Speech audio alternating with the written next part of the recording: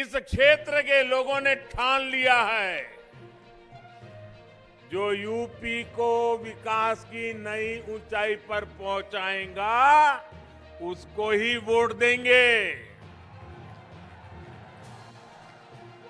जो यूपी को दंगा मुक्त रखेगा, उसे ही वोट देंगे। सही है ना?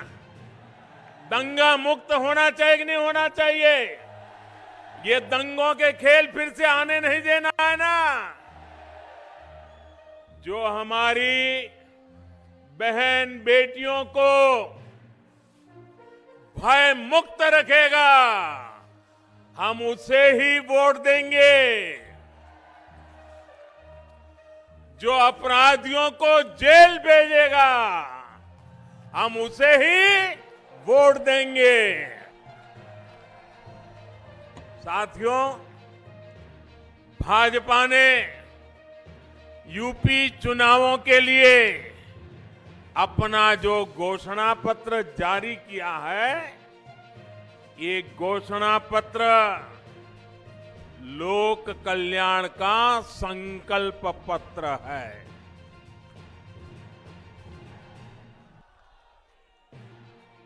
डबल इंजन की सरकार जो काम कर रही है, उसके पीछे और उसके लिए यूपी में भाजपा सरकार बहुत जरूरी है।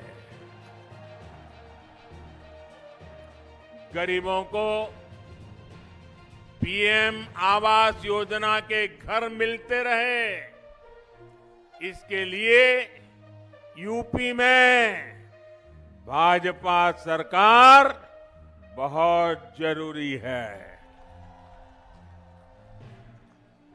गरीबों को अच्छे अस्पतालों में 5 लाख रुपए तक के इलाज की मुफ्त सुविधा मिलती रहे, इसके लिए यूपी में भाजपा सरकार बहुत जरूरी है।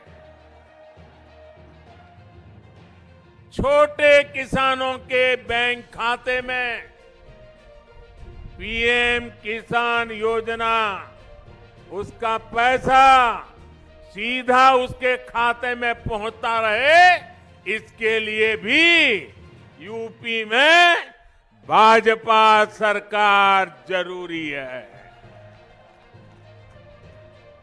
गरीबों को इस महामारी के समय मुफ्त राशन मिलता रहे, इसके लिए भी यूपी में भाजपा सरकार जरूरी है।